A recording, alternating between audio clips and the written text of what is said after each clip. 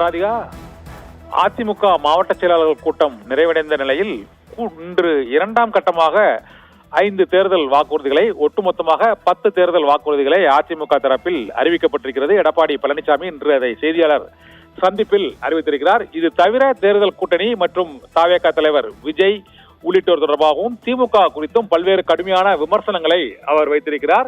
இதில் விஜய்க்கு நாட்டு நடப்பே தெரியவில்லை, ஒரே ஒரு முறை மட்டும் நேரடியாக செய்தியாளர்களை சந்தித்து மக்கள் பிரச்சனைகளை அவர் அறிய வேண்டும் என்றும், மறைந்த முதலமைச்சர் ஜெயலலிதா மற்றும் செங்கோட்டையன் ஆகியோரை உடன் வைத்துக் கொண்டு ஜெயலலிதாவை ரோல் மாடலாகவும் அறிவித்துவிட்டு அவர் ஊழல் கட்சி என்று அதிமுகவை விமர்சிப்பது எப்படி ஏற்றுக்கொள்வார்கள் என்றும் அவர் கேள்வியை எழுப்பியிருக்கிறார்.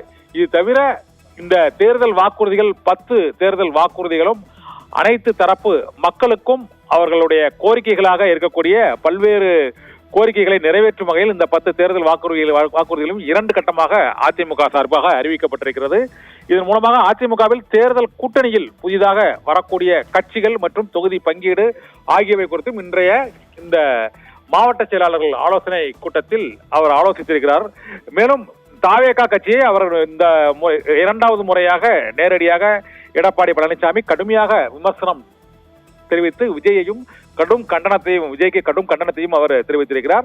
அவர் நாட்டில் உள்ள பல்வேறு பிரச்சனைகள் தொடர்பாக அவருக்கு எதுவும் தெரியாது, தொலைக்காட்சியும் பார்ப்பதில்லை, அவர் மக்களையும் சந்திப்பதில்லை, எவ்வாறு அரசியல் கட்சி நடத்துகிறார் என்ற கேள்வியை இன்று எடப்பாடி பழனிசாமி தமிழக வெற்றி கழகத்திற்கு எழுப்பியிருக்கிறார். இது தவிர மிகவும் முக்கியமாக சசிகலாவின் பிரச்சனை தொடர்பாக கேள்வி கேட்டபோது, சசிகலா என்பது முடிந்து போன விஷயம் என்றும் அதை பற்றி மீண்டும் மீண்டும் பேசுவது தேவையில்லாத வேலை என்றும் எடப்பாடி பழனிசாமி சசிகலா தொடர்பான கேள்விக்கும் முற்றுப்புள்ளி வைத்து விட்டார்.